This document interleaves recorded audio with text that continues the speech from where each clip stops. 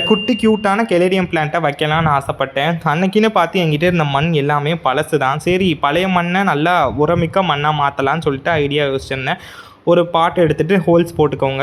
கீழே பழைய மண், அதுக்கப்புறம் வெங்காயத்தோல், அதுக்கப்புறம் மேலே மண் நல்லா போட்டுட்டு ஃபஸ்ட் டைம் நல்லா தண்ணி ஊற்றிக்கோங்க. 10 நாள் நிழல் பகுதியில் வச்சுக்கோங்க. மேலே மண் ட்ரை ஆகும்போது தண்ணி வந்து நீங்கள் தெளித்து விட்டுக்கோங்க லைட்டாக. 10 நாள் கழித்து இந்த மண் கிடச்சிருந்தது. அதோட ஆட்டு எருவை நல்லா வெயிலில் காய வச்சு மக்கிரும். அதுக்கப்புறம் வந்து கல் யூஸ் பண்ணி பவுடர் ஆக்கி அதை சேர்த்து போட்டுட்டேன். இது இல்லை அப்படின்னா 40% வந்து கோகோபீட், 30% வந்து கார்டன் சாயில், 30% உங்ககிட்ட இருக்கிற கம்போஸ்ட் இதெல்லாம் சேர்த்து ஒரு பாட்டிங் மிக்ஸாக பண்ணிடுங்க.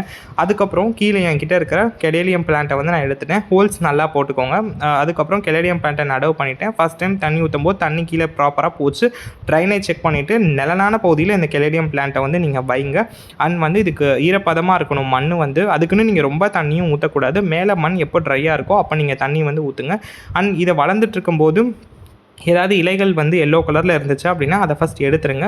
15 நாளுக்கு ஒரு முறை வந்து லிக்விட் ஃபெர்டிலைசர் வந்து நீங்கள் தாராளமாக கொடுக்கலாம். டைரக்ட் சன்லைட்டை மட்டும் நீங்கள் அவாய்ட் பண்ணாலே போதும். அவ்வளோ சூப்பராக வந்திருக்கும்.